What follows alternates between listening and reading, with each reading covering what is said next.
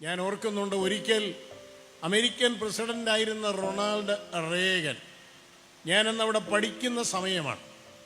Gaddafi എന്ന ലിബിയയിലെ ആള് അവിടെ അദ്ദേഹത്തിൻ്റെ നേതൃത്വത്തിൽ പനാം ഒരു അമേരിക്കൻ ഫ്ലൈറ്റ് റാഞ്ചി. അന്ന് അമേരിക്കൻ പ്രസിഡന്റ് റേഗൻ രാജ്യത്തോടായി എല്ലാവരോടുമായിട്ട് ഒരു പ്രഖ്യാപനം ചെയ്തു.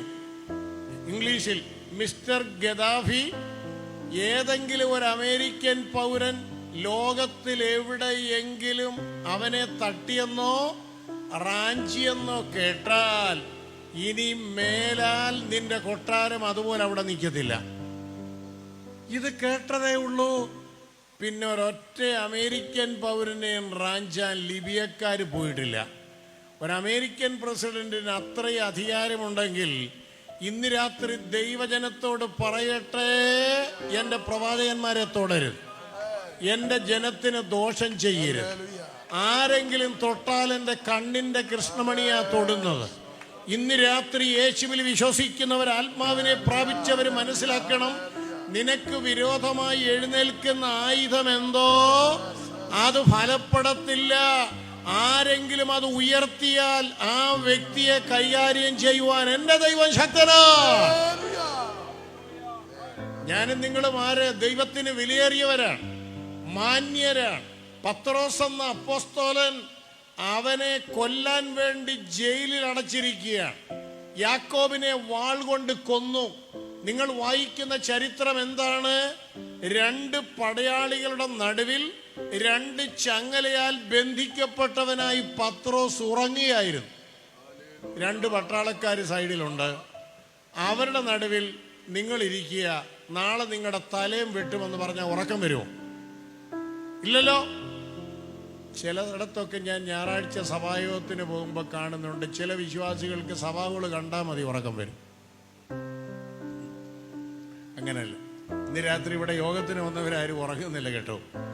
പത്രോസ് 2 പടയാളികളുടെ നടുവിൽ ചങ്ങലയാൽ ബന്ധിക്കപ്പെട്ടവനായി ഉറങ്ങിയായിരുന്നു.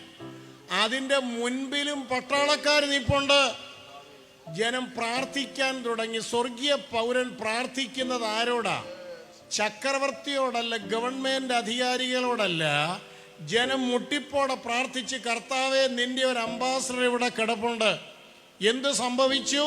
ഒരു ദൂതൻ അവിടേക്ക് വന്നു, പത്രോസിനെ ഒന്ന് തൊട്ടു, ചങ്ങല താഴെ പോയി. പട്ടാളക്കാർ ഉറങ്ങിയിരുന്നേക്കാം. 1ാമത്തെയും 2ാമത്തെയും ഗേറ്റും തുറന്നു. ഇവൻ വെളിയിൽ വന്നു. ആരാണ് ഞാനും നിങ്ങളും? സ്വർഗത്തിലെ പൗരന്മാരാണ്. ദൈവത്തിന്റെ സംരക്ഷണമുണ്ടെങ്കിൽ ഇന്ന് രാത്രി വിശ്വാസികളോട് പറയട്ടെ, ഒരു ബാധയും നിന്റെ കൂടാരത്തിനടുക്കയില്ല. അവൻ നിന്നെ കുറിച്ച് തന്റെ ദൂതന്മാരോട് കൽപ്പിക്കുമെന്ന വചനം ഇന്ന് രാത്രി എന്നെ കേൾക്കുന്ന ദൈവത്തിന്റെ ജനത്തിന് സംരക്ഷണമായി ഏറ്റെടുക്കട്ടെ. നമ്മുടെ പൗരത്വം സ്വർഗത്തിലാണ്.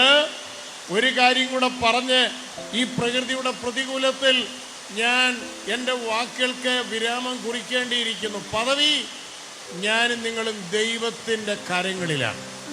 അവൻ നമ്മെ കാക്കുന്നവനാണ്. ഇസ്രായേലിന്റെ പരിപാലകൻ മയങ്ങിയയില്ല, ഉറങ്ങിയുമില്ല. ലോകത്തിലെ പൗരത്വം മരണത്തോടുകൂടെ അസ്തമിക്കുന്നതാണ്, അല്ലേ?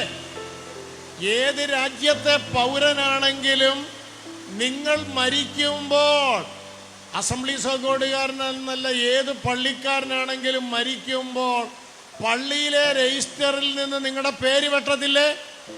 പാസ്പോർട്ടിൽ നിന്ന് നിങ്ങളുടെ പേര് മാറ്റത്തില്ലേ?